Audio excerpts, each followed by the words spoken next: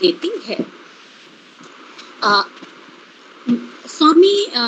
जी के शिक्षा जो संबंधी विचार है, उसमें दो और बातों की ओर सिर्फ मैं ध्यान दिलाना चाहूँगी। एक है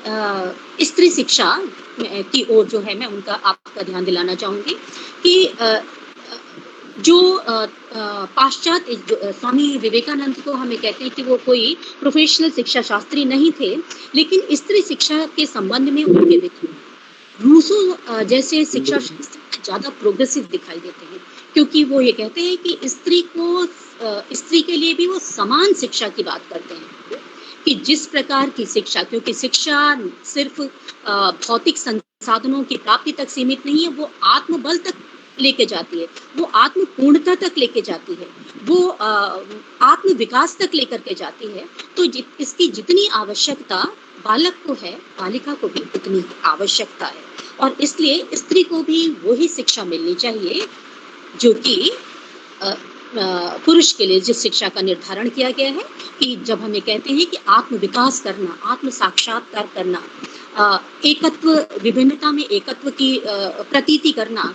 वो शिक्षा के जो है वो देवत्व की अनुभूति कराता है, वो शिक्षा का लक्ष्य होना चाहिए। तो इस रूप में जो है वो स्त्री को भी इसी प्रकार की शिक्षा मिलनी चाहिए, बल्कि स्त्री शिक्षा के लिए वो ज़्यादा आशान्वित हमें दिखाई देते हैं। उनका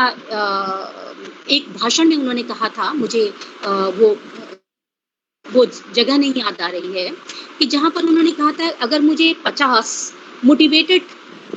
मेन दे दीजिए तो मैं भारत का पुनरुद्धार 50 सालों में कर डालूंगा, लेकिन अगर मुझे 50 मोटिवेटेड स्त्रियां दे दीजिए तो मैं कुछ वर्षों में ही भारत का पुनरुद्धार कर दूंगा। दूसरा जो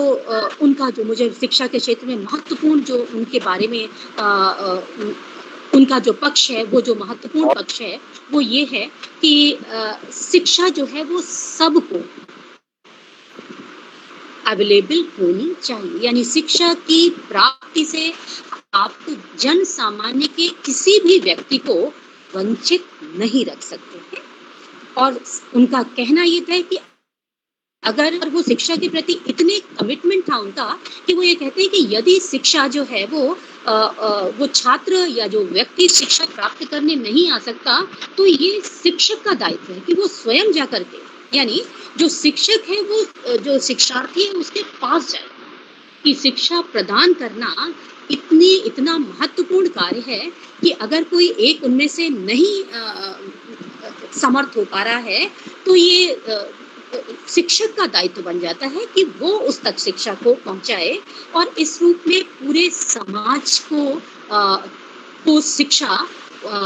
पूरे समाज तक शिक्षा पहुंचनी चाहिए, समाज के प्रत्येक जन तक शिक्षा पहुंचनी चाहिए, क्योंकि ये शिक्षा ही राष्ट्र व्यक्ति का उद्धार करेगी,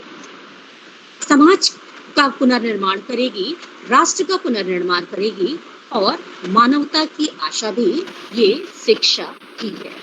धन्यवाद। सॉरी, मैंने शायद अपनी बात को बहुत जल्दी भी समाप्त किया है और बहुत सारी चीज़ें मैं कहना चाह रही थी, पर चूंकि मेरे विश्वविद्यालय में पीजी के एग्ज़ाम चल रहे हैं और मैं वहाँ पर ड्यूटी में हूँ, इसलिए मैंने प्रोग्राम के शेड्यूल में भी अंतर कराया। मैं इसके लिए बहुत बहुत क्षमा प्रार्थी हूँ आयोजकों से भी और श्रोताओं से भी। धन्यवाद एक बार फिर से। Thank you.